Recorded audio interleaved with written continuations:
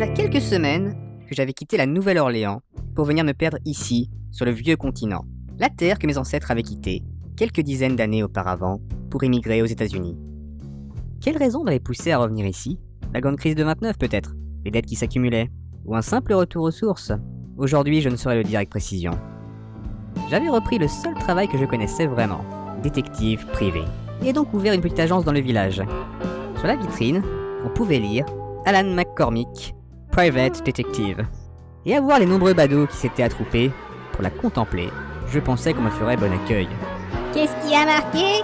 Private Detective. Ah, je comprends pas. Ah ça, c'est pas français, madame. Faut qu'il retourne dans son pays, le loustique. Et me voilà, quelques semaines plus tard, sans client.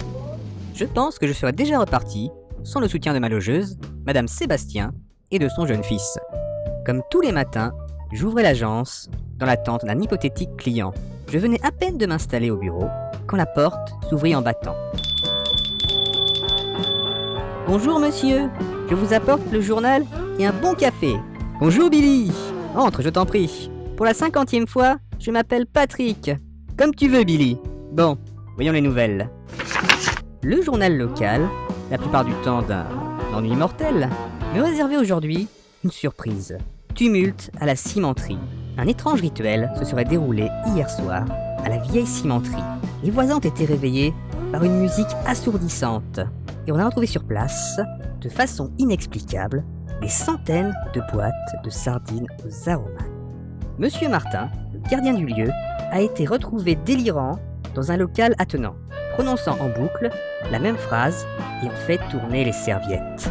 Je devrais peut-être me rendre sur place. Je pourrais vous y conduire après l'école. Je connais bien le chemin. C'est d'accord, faisons comme ça, Billy. Alors nous y voilà. Le vieux bâtiment industriel désaffecté depuis une dizaine d'années avait une allure sinistre et froide. La police locale n'avait, semble-t-il, pas pris la peine de sécuriser le lieu. Allez, entre, gamin. Je passai la porte battante qui donnait sur une immense salle vide. Une grande ouverture dans le mur du fond semblait donner sur une seconde salle, encore plus grande. Il faisait sombre et l'odeur qui baignait les lieux était épouvantable. Je me risquai à allumer la lampe et une vision horrible s'offrit à moi. D'étranges symboles ornaient les murs et le sol de la pièce. Des symboles peints avec du sang humain qui commençaient à croûter et formaient une bourbe infâme. Je me penchai pour les examiner. Les symboles étaient inconnus, à part peut-être une forme humaine, un genre de petit bonhomme. Ça te dit quelque chose, Billy? Billy? Je n'eus même pas le temps de me retourner, qu'un violent coup me défonça presque la boîte crânienne. Et je m'écroulais, tandis qu'une silhouette, penchée au-dessus de moi, hurlait d'une voix stridente. « Il va venir, inspecteur! Le petit bonhomme! Il va revenir !» Et les ténèbres m'envahirent. Je rouvrais enfin péniblement les yeux. Ma tête me faisait atrocement mal. Je tentais de bouger, mais j'étais, semble-t-il, attaché. Et c'est dans cette semi-conscience que j'aperçus Billy penché au-dessus de ce qui semblait être un puits sans fond. Il murmurait une étrange litanie incompréhensible. « Yaktulu, Yashubnigurat » Une fumée rougeâtre, puis une forte odeur se mirent à émaner du puits. Le garçonnet leva la tête. « Vous m'avez appelé Billy pour la dernière fois aujourd'hui. Ce n'est pas mon prénom, et vous le savez bien. Et vous allez payer pour ça !»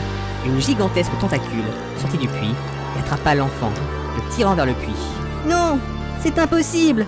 Ce n'est pas moi qui était censé emporter. Non, non. Je me vengerai, monsieur. Je reviendrai. Vous entendrez à nouveau parler de Patrick Sébastien. » Et je le vis disparaître dans le puits. C'était il y a bien longtemps maintenant tout ça. Et parfois je repense encore à cette histoire. Parfois, je ne l'oublierai jamais, comme je ne t'oublierai jamais, Billy.